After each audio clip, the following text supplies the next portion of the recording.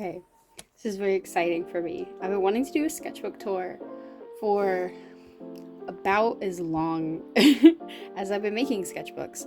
I mean, that's how everybody gets into them, right? It gets into drawing and sketching and having like the most beautiful sketchbook or whatever. And obviously that's not like the point of sketchbooks, but you know, that's what every beginner artist wants. But here we are, finally, with my first sketchbook tour. This is actually sketchbook number 12 of mine, but I'm deciding to do it on this one because I feel like I finally have the tools in my pocket. Like I know how to edit videos. I feel like I can finally like make a good video. And also I really, truly believe that this is my best sketchbook yet. I'm very, very proud of this one. A lot went into it. And I finished it in under 6 months, which is very absurd for me. Like usually a sketchbook of like this size, this is an 8x8. It is a master's touch one, unfortunately. I prefer ELO sketchbooks, but they're kind of hard to get a hold of and they're more expensive. These just come from the craft store that shall not be named. My mom buys them for me, so thank you, Mom. But yeah, this is my favorite kind of sketchbook. It's Bristol board. If it didn't come from Hobby Lobby, I would highly recommend it because it's honestly a great sketchbook. But yeah, let's get into it. The stickers on the cover, honestly, I have no idea about where the stickers come from. I will maybe try and find the artist for this one because this one is just a South Park screen cap. These two are, in this one, is from a Five Below sticker pack. This one I got from my local like comic shop. They always have Kirby stickers and I buy them from there. This Kermit sticker my mom gave to me for Christmas, so I really don't know where most of them come from. Here's what the back looks like. This is Skunk Rock Design. This is a local artist in my area. Same with these stickers. These are all from Five Below. I have no idea where this one came from. I stole it from my stepdad. Okay. Let's get into it. Oh my god, I'm so excited. Okay. So, here's the first page in all its glory. So I started it over the summer. And it says comic journal as well because I was taking a comic book class at my college at the time. Or at least when I started it. So there's like a few notes in here for the class. Ooh, I need to censor that out. There's a few notes in here for the class. There's not many. There's only like maybe like 3 or 4 pages or so. But I just decided to make it my comic journal because I really wanted to work on my comic book my webcomic that I am really wanting to work on. And I think I did a good job. I haven't started writing it yet, but I've really been like, I spent this sketchbook like really fleshing out the characters. Again, more stickers. These a friend gave to me. This one's from that same Muppet sticker pack that my mom gave me. This is another local artist. I wish I knew their at. I don't. Five Below. These two are from Redbubble. I'll try and link the artist if I can find it. Same with this one. Okay. So I always love to have like an intro page. I just feel like it's really important and it kind of sets the tone for the sketchbook. I feel like a lot of people feel this way and like have that opinion. It's very common to do an intro page, but I'm really particularly proud of this one, like how expressive it all looks and the lettering looks good. And that's me down in the corner. Well, I don't have long hair anymore, but it's what I used to look like. Oh, sorry. So I wanted to do a contrapposto study, but these were my goals for the sketchbook. This is the first time I've ever actually done sketchbook goals. Yeah, so my goal was to finish in less than a year. I did that. I did it in 6 months, which is huge. I focused on my OCs. I did work on my comic, only in really developing the characters and understanding them more. I practiced anatomy. I practiced some anatomy in here. I did not practice as much architecture and perspective, nor did I draw from life. I did on a few pages, but not nearly enough to check them off. So those will be carrying over into the next sketchbook. Yeah, I've never like made a YouTube video before, so I don't want to like get in trouble. But this is just a contrapposto study. This is Eggsy from Kingsman. These are very old. It's crazy to look at these sketches versus like how my sketchbook looks in the end of it, just because I was doing so much art that everything looks so different. Ooh, okay. So this is my spider Sona. Her name is Petra Phillips, or Spider Girl, or Riot Spider. And then this is my Doc Ock. This is Ollie Octavius. They have a very love-hate relationship, but I love her dearly. This is my OC Elliot. This is a really bad drawing of him, and I think this is the only time he shows up in the sketchbook. His story was really not the main focus of this sketchbook. This is just, he's always like my go-to when I don't know what to draw. I kind of default to draw him, but this is a bad example. Like, I was not happy with this one. Ooh, I love this spread. I called it the gay and angry spread because I felt like that's what it was. This is my Spider Sona again. She normally wears glasses, so she cannot see when she's not wearing them. I imagine that her lenses in her spider suit have like her prescription in them because the spider did not fix her vision like it did for Peter Parker. This is the star of this sketchbook. This is Joe. Jonah Whitfield is his full name. He is the main character of the webcomic series that I'm wanting to write called Before the Afterlife. I really hope that I get to share more about it. I will share more about it throughout the tour of the sketchbook. But yeah, these are just, I used a lot of pose references in this book just because, like, as far as practicing anatomy goes, I feel like that was the biggest help for me, was using other people's references. So, like, I will link them here. Melon Soup literally saved my life throughout the sketchbook, so there's a lot of references from her work in here. So thank you to her for doing all artists a service. But I think that if not both, one of these are one of her references. These are more Joe references. I don't know if, Joe is a enjoyer. So I don't know what I can and can't say on YouTube, but this is another reference for Joe. In the story, Joe can see ghosts, and that's kind of like the crux of it. Joe, with his mom, moves into a house that is haunted by the previous owner's kid, because he was, there was a break-in and he ended up passing away. This is him. This is Max. This is the ghost that haunts that house.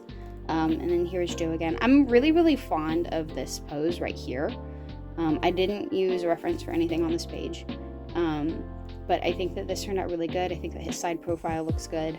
I hated this spread when I did it, but then I kind of like did yellow to tie it all together, and I feel like it worked out. I think that, like, this was a reference from Pinterest again, which is just like vampire teeth, because I love vampires, and you will definitely see that over the course of this sketchbook.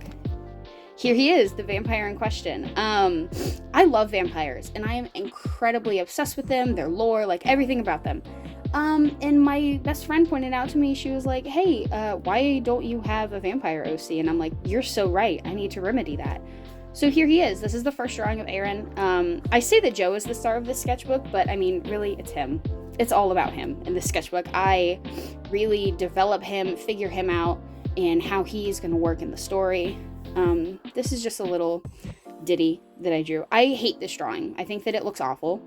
But I do think that it's still true to their character dynamic. It says, I'm promised a more fun than that sad ghost you've been romping around with. Let me show you around town. He's kind of like their tour guide through the town. He kind of like helped show Joe and introduce him to the supernatural scene in the city. Yeah, I love Aaron. This is a melon soup pose. Again, lots of those in here. Joe's also trans, so to deal with my own dysphoria, I tend to draw him a lot. He's one of the ones I default to when I'm not feeling so hot. And then this is a reference for Max in color. Max regularly in this book shows up in black and white because in the story the ghosts present themselves devoid of color. But this is what he would look like if he had color. Very sickly, because, you know, he's dead. Here she is again. Here's Petra. I love her. This is a redesign for her suit, which I'll try and throw up an image of what her suit looked like before. But all of this was yellow. It was much more yellow and pink. I'm not really, like, I like pink, but I wanted a less feminine suit, I guess. So I added the blue instead, and I think that adding the pink into the eyes like helps it pop in a very different way. I think the colors look great. But here's that like one time I drew from life. I sat in a coffee shop and this tree was right outside, and this lady was outside, and that's it. I think this is the only time that I actually draw from life in this sketchbook. Here's my Clone High phase. I was really, really obsessed with Clone High over the summer. I rewatched the first season like twice because none of my friends had watched it. So I watched it by myself, and then I watched it with my friends. And then I watched season 2 by myself, and then I watched season 2 with my friends. So I watched a lot of Clone High. Here's that same like face reference in the style of the other ones for Aaron. I love drawing side profiles. It definitely, you see them improve. It's crazy. Again, it's crazy looking back at this because in just 6 months, how much my art has improved. But he barely looks like this now at the end of the sketchbook. Here's more Clone High. I love them dearly. I honestly think that, hot take, I think that JFK was too good for Joan because Joan did not appreciate him in the way that she should have. But they were still cute while it lasted. JFK, I think, is my favorite character. But, I mean, I think that's everybody's opinion for the most part. Oh my god, I love this spread. So this is the song Under My Skin by Jukebox the Ghost. I had this idea of Joe being possessed by Max because possession exists. And so this is all like newspaper clippings that I cut out and like made it look like a ransom note.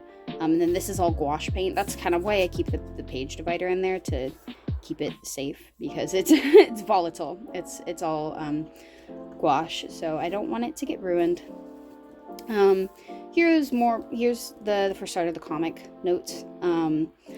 I'll hover on this page for a minute. I won't really go into the other ones because it's basically the same idea. But I actually, in this class, my professor had us do, what did he call them? Like sketch notes, I think, where we had to draw basically for our notes and include both notes and drawings to help show that we understood the chapter that we were reading. And it was really effective for me. Like, I really love doing the sketch notes. I really do feel like I absorbed a lot from the book. Also, it's not like we were reading Understanding Comics by Scott McCloud. So, I mean, it's a great book anyway that I already owned before going into the class. So it was a great class. I highly recommend taking a sequential art class if you have not. Here's Butters. This is my Butters page. I love Butters. He is one of my favorite characters. Probably my favorite character from South Park. I mean, obviously he's on the cover. This is Kenny. These are my older designs for them. I have like a whole like college AU that I draw regularly, partially because I'm in college, but I love Margarine. I think that that's great for Butters' character. I really like including that in older drawings because I would imagine that Butters still sometimes likes to dress up and is maybe a little bit gender fluid. But yeah, this is my older Butters design. I love Kenny. He's probably my number one. If Butters isn't my number one, it's Kenny. But Butters appears the most in here. I love this episode where he gets turned into a vampire. And then it made me want to draw my vampire. So these are just like post references from Pinterest again. They're just random images that I found. But I wanted to draw him a little messy because I hadn't drawn him like in the act of, yet. So I wanted to draw that. I really like how it turned out, just having the red being the only pop of color and then the rest of it just being done in grayscale. I think it turned out really well. It's still, there's not as much finesse as there is kind of later in the book, but I think that this was like a really good point for me. Like something kind of clicked here. More sketch notes. I bought a pack of crayons and I kind of just went buck wild with them. I bought some crayons and some colored pencils, and I swatched all the colored pencils because I thought they had funny names because it was like for a dessert pack or something. But I thought that drawing a vampire all bloody would be very funny in crayons, and it was. This is another Pinterest reference. Here he is again. He pops up everywhere. Here's Butters in crayons. I hate this drawing. And unfortunately, this bad drawing keeps rubbing off onto this good drawing, like there's crayon all over the page. But I love this drawing of the spot. I believe that this was another Pose reference, but I really liked doing him in like this colored pencil and then having the shadows be like marker, like so not having any harsh lines and the only black being his spots. I think that that's a really cool concept, and I think it turned out very well. More sketch notes. There's a lot of these in here. This is like an Adventure Time spread. So here's Aaron again, just in the Adventure Time style, because I had just watched, this is right before I started watching Fiona and Cake, so I was very excited for it. It just got greenlit for a season 2, so I'm incredibly excited. But this is like my realistic Marceline design. And then here's Marceline in the Obsidian episode, just colored with some alcohol markers. And then here's Finn and Jake. I really love drawing them. I love this style. I really like drawing in like a really simplified like Adventure Time style. I think it appears one more time in this book, but this spread, it's mostly contained in this. Here are some studies from Good Omens. I was really obsessed with Good Omens right when it came out. I still love the show. Very heartbroken about the way that it ended. Very excited for the next season though. But I think that these turned out really well. Both Michael Sheen and David Tennant have very unique faces, so while they're kind of like easy to stylize, it's kind of hard to do it right. So I really wanted to like sit down and figure out how to draw them. This, I think, is the best drawing on the page. I really, really love this. I think that I got his nose like just right. Like it's over stylized, and I know that, but I think that it's like the vibes are correct. So I think this one turned out really good. Here's Aaron again. Again, he'll pop up. He will continue to pop up. He's the majority of the rest of it. These were designs.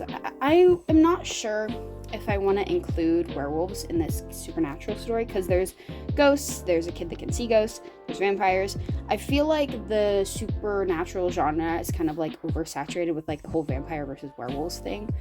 So this is me kind of deciding if I wanted to include werewolves in it, and so I think he shows up on like 1 or 2 more pages. I'm not sure if I want to use him yet. He doesn't even have a name. But here is Max and Joe again, our main characters. This is another melon soup pose. I really, really love this drawing though. This was my first time using Ohuhu markers, and I think that it turned out really, really good because I'm used to Copics. I had a pack of Copic chows that I've had for over 5 years that I got for my birthday or something, and they are like completely dried out now.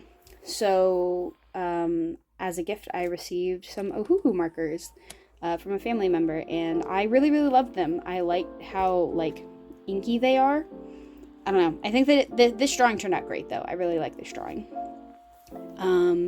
So I also, in the same universe, I had the idea that I really wanted like a trad goth vampire. So this was like initial designs for him. It's another melon soup pose. But I really like the way he turned out. This is the only time that he's like actually, I draw him like in his full getup. I would like to draw him some more. Trad goth is kind of hard to draw regularly though. Here's that werewolf again. I liked the idea of him wearing a muzzle when he gets overexcited. That's it. This is this is a sketch for something for my thesis. I'll throw up a picture of what the final painting looked like. I got flayed alive in critique. Everybody pretty universally did not like this painting. So I redid it. Here's what the redo looked like. And that was more well received, but I was kind of bitter about it because I was really, really proud of this painting. But I like, the critiques were valid. It didn't accomplish what it should have, basically. But, you know, it is what it is. So is art, you know. Here they are again, the werewolf and the trad goth vampire. I imagine that they would be dating. I just liked that concept. This is the last time that they show up. I hate this drawing. I think that the colors are off. The perspective looks weird. It's like whatever, but I think that they would be cute. This is just a screen cap from Raptor Boyfriend because I watched Game Grumps play it. I'm kind of entering an art block. Typically, when I enter an art block, only one thing will show up on the page. That's like the indicator, then womp womp. Like, I'm struggling a little bit to draw. But Raptor Boyfriend was really funny. I wish that they would make more videos on it because I was really enjoying it. But yeah, these are notes from... What are these from? Oh, these are from my thesis and my portfolio class. These are drawings. Oh, I lied. Elliot does show up again. Here he is. I love this drawing of him. This influences the next page. I was trying to experiment with like a more simplified style for... I'm working on a portfolio for grad school right now. So I was really wanting like a nice simplified style that would be easier to animate. So this was kind of like the first drawing of that. Here's Simon, and then a failed working out that style. But this one's really good. So here's like a head turn that I did for Elliot. And then here's like a full body reference, but in that like simplified style. Here is the digital version. And then I wanted to draw myself in that same style. My hair is significantly shorter than this again. So it's even shorter than it was in the beginning here. And then now I've chopped it all off. But I really like this drawing of me in this style. I think this is a good style, and this kind of exploration leaches forward into the rest of the book. Like things get a little more simplified, and my style kind of, I don't know, my style shifts after these few pages, for the better. I think everything moving forward looks really great. But here's Max and Joe in this same like simplified style. I really love the way that Max looks here. I'd like to capture this more. He doesn't really appear all that much in the rest of the book. He's in a few places, but Joe's really my favorite little guy. So he shows up a lot. Every time somebody looks through my sketchbook, they get here and they stop and laugh. I was absolutely delirious. I was in hour 3 of critiques in one of my classes, and I just brought my sketchbook with me, and I just sat in the back, and this was all that I could think about was Old Man Yowie. And I just had to draw John and Martin smooching it out. So this is a quick John sketch from the Magnus Archives. If you haven't listened, what are you doing? It's phenomenal. It's my favorite podcast. I won't shut up about it. There's a few more Magnus Archives drawing in this one. Other sketchbooks are more Magnus Archives heavy. There's just a few in this one. You're welcome. I'm pretty insufferable when it comes to the Magnus Archives. This is just a Sharpie sketch because my friend in one of my classes just goes in with Sharpie and like has these immaculate, beautifully rendered sketches with Sharpie and pen. And I don't know how she does it. So I tried a Sharpie sketch and I hated it. So these are me trying to draw myself in that same style again, but I was in class and we were moving around because we were doing more critiques. So they just didn't turn out very good. I think this is kind of a fun concept though. If I were to like redraw my Sona, I think that I would like to digitalize this sketch. I think it's really cute. I love this spread. So this spread was like super, super lame and barren in the beginning. But it's very like Magnus Archives themed. So here is Martin, the lonely man. Here is like a early seasons, like so maybe end of season 1, season 2, John. I imagine that his hair kind of like grows out throughout the course of it, as most fans do. Here's a Tim drawing. Right here it says apparently Tim is just a human Garfield, because I drew him in orange because I don't know why I kind of associate Tim with like the color yellow and orange. And he just kind of ended up looking like a human Garfield, which is fine, I guess. He kind of is. But here is Aaron and Max. And then I kind of just fill in the spaces because I realized that I use like the primary colors for this spread. So I did like spirally stuff. So it's all very like Magnus Archives themed. I love this spread though. I think it's very colorful, very punchy. This drawing, hang on. So this drawing I'm obsessed with. My friend works at Home Depot, and so I asked her to bring me home like some of these like drafting pencils, because they have this like ginormous, ridiculous lead that kind of like you can't be too precise with. So like when I sketched with it, everything was like super like loud and expressive, I guess. So this style is basically like what the rest of my sketchbook is trying to emulate. I really loved how expressive this was. This is another melon soup pose. But I really loved how expressive these few drawings were. And so I really wanted to kind of carry that over and keep using that. This one looked much, much better before I colored it. It looks like shit now, but it is what it is. I didn't have my correct markers on hand, and I tried to do them with water-based markers, and it just did not turn out the way that I wanted it to. But, you know, it is what it is. Also love this spread. Still doing it with that Home Depot pencil. This is probably my favorite drawing in the sketchbook. This is the digital version of it here. Very, very happy with this. I love this drawing. And then here is like a progression, like a turn of Aaron. I kind of had this idea that they were at like a show together. And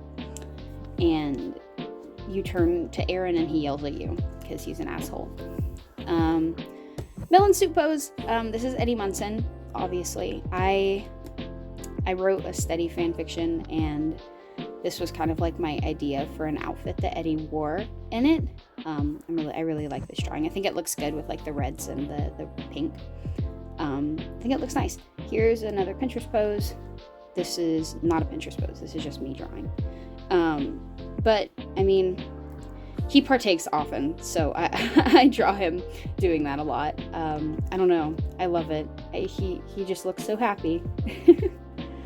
Womp womp. Here's more struggling with art.